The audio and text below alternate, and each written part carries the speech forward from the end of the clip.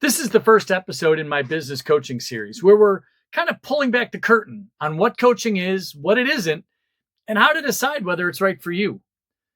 You know, the best golfers in the world, they have coaches. So do the best quarterbacks. And Olympic athletes they have entire coaching staffs. And all that raises kind of an interesting question. If the best athletes in the world still need coaching, well, then why do so many business owners think they don't? Really, maybe that's the wrong question. Maybe the better question is, do you actually need a business coach? Because after more than 25 years building businesses, hiring coaches, working alongside consultants, and helping business owners solve their operational challenges, I've learned a few things. Not everyone needs a coach. Some people might need a consultant. Some people need just more experience. And some people, they simply need to get started and take some action. So today I want to help you figure out what one you actually need. Hi, I'm Matt. I've spent over 25 years building companies as a serial entrepreneur and through Beyond BST, helping small business owners navigate real operational challenges.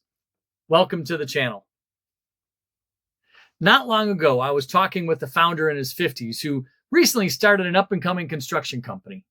When he found out that I was a business coach, he told me that he already tried that unsuccessfully twice to the tune of around $10,000, and he still doesn't know what he's doing wrong. So that got me curious, and I asked him, what did they actually tell you to do? Well, he kind of looked around and stared at the ceiling, and to be honest, there was a silence that lasted, it must have been 10 or 15 seconds. And then finally, he said, you know what? They basically just asked me questions. I mean, he was incredulous. $10,000 just to be asked questions. And that's the moment I realized most people don't understand what business coaching really is. They assume every coach does the same thing, and we don't. And before you hire anyone, you have to ask yourself kind of a different question. It's not, should I hire a business coach? But instead, you need to ask yourself, what problem am I actually trying to solve? Because that answer changes everything. Let's say you want to open a restaurant.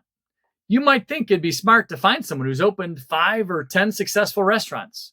Or if you're buying a manufacturing company, you might want to find someone who's bought a manufacturing company to help. Or if you're scaling, let's say an online business, find somebody who's done exactly that and get them to help you. Because we all know experience matters. But sometimes this is where people get tripped up. What if your biggest problem isn't your industry? It's your leadership, or maybe your decision making, or accountability, or communication, or just building systems. Suddenly, the best restaurant owner in the world, well, they may not be the best coach for you. Some coaches specialize in a specific industry, like YouTube channels, or restaurants, or manufacturing. But others specialize in leadership, or marketing, or maybe operations, or mindset. And none of those are wrong. They're simply solving different kinds of problems. Finding the right coach starts with correctly identifying your specific problem. It's also important to clear up one of the biggest misconceptions: coach versus consultant. Here's how I think about it. A consultant owns the solution.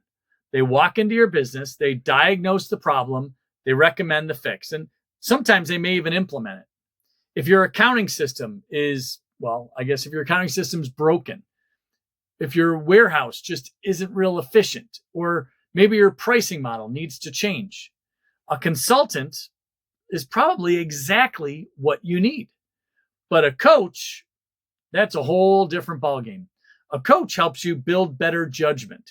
Instead of giving you today's answer and moving on, they help you become the kind of business owner who can solve tomorrow's problems. Think back to the sports analogy I used earlier. The coach isn't necessarily a better athlete, but they are better at seeing the whole game. They notice your habits, maybe your blind spots. Maybe they notice when you hesitate a little bit or the things you can't see while you're in the middle of the game. Business works, I guess, exactly the same way. Some of the biggest breakthroughs I've ever had didn't happen because someone just kind of handed me the answer on a silver platter. They happened because someone asked me one question, and that forced me to look at something I've been avoiding or in a whole new way to look at it. And that's how you know you have good coaching. Here's something I don't think enough coaches say. Not everyone should hire a coach. If you haven't even started anything yet, don't hire a coach. Go, take some action. If you're just need someone to give you a kick in the pants, you're looking for motivation, don't hire a coach. Motivation's going to wear off.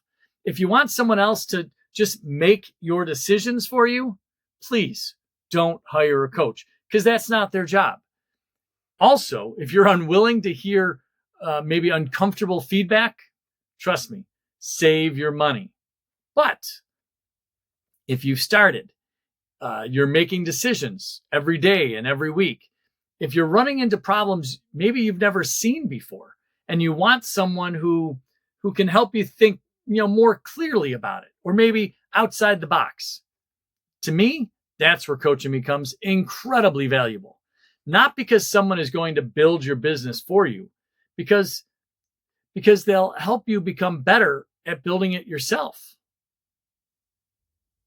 The best athletes in the world don't hire coaches because they're weak. They hire coaches because they've reached a point in their game where another set of experienced eyes helps them see what they can't or provide them with a whole different perspective.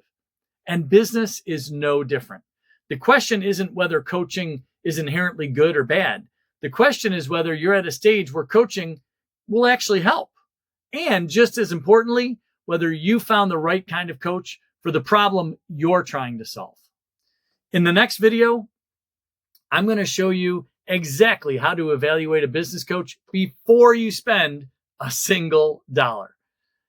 The questions I would ask, the red flags I'd be looking out for, and how to avoid paying thousands of dollars for someone who's just simply the wrong fit.